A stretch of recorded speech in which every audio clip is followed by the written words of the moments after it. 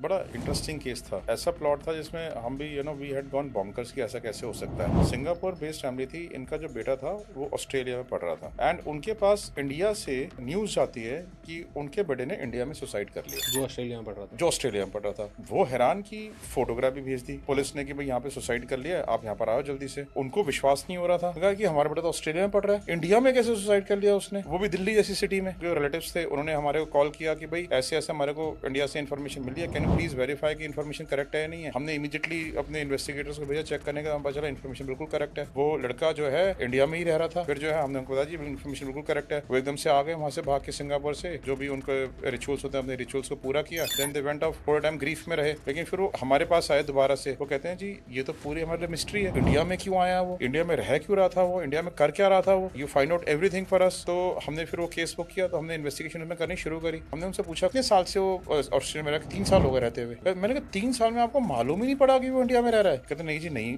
हमें तो मालूम नहीं पड़ा वो इंडिया में रह रहा है। और वो नॉर्मल जैसे बच्चे आते हैं ना छुट्टी पे, सारे बच्चों को अपनी छुट्टी पे आता था, छुट्टी बिता के अपने इंस्टीट्यूट से वापस ऑस्ट्रेलिया चला जाता था, और हमारे को ऑस्ट्रेलिया बेस्ड नंबर से ही व्हाट्सएप पे बातें करता था सारी। तो कहते हैं कि हमारे को कभी जो है हमारे को शक ही नहीं हुआ, कंट्री जो है हम ऑस्ट्रेलिया विजिट करते नहीं। तो हमने सोचा कि हाँ भाई ऑस्ट्रेलिया में पढ़ रहा है, तो हमारे को तो कोई जरिया नहीं था वो पता करने का। वो कहते बिल्कुल हंसी मजाक भी करता था, वैसे ही सारी बातें भी बताता था अपने इंस्टीट्यूट की, आज मेरे साथ ये हुआ, आज मेरे साथ वो हुआ। कहते हैं कि हमारे बिल्कुल शक नहीं हुआ। तो हमने उस मैटर को इन्वेस्टिगेट करना शुरू किया, तो हमें पता चला कि ये लड़का तो दिल्ली के बराबर में छोटे छोटे गाँव होते हैं ना, छोटे एरियाज होते हैं, स्लम्स जो होते हैं, उसमें रह रहा है एक घर के अंदर। उस पूरी बिल्डिंग को उन्होंने पीजी बना रखा है, उसमें एक अपना सेपरेट कमरा लेकर रह रहा है। वो उस कमरे में बिल्कुल अकेला रहता है, किसी को आने जाने नहीं देता, ना उसके जितने भी हॉस्टल में बच्चे उनसे किसी से फ्रेंडशिप है उसकी। इवन सफाई के लिए ये सर्वेंट को भी अंदर नहीं बुलाता, सफाई भी अपने अंदर ही खुद ही करता है रूम की। कहते हैं हमें बड़ा स्ट्रेंज बिहेवियर लगता था, लेकिन उन्होंने बॉदर नहीं किया। कहते जी हमें पैसे दे रहा, हमें क्या मतलब। तो फिर हमने जो फर्दर इन्वेस्टिगेशन करनी शुरू करी। हमने ना जिस दिन वो इंसिडेंट हुआ, बेसिकली जिस दिन सुसाइड किया, हमने उस दिन की सीसीटीवी की ट्रेल बननी शुरू करी। तो जो लोकल पुलिस थी जिन्होंने उसका सुसाइड का वो डिक्लेयर किया था, हमने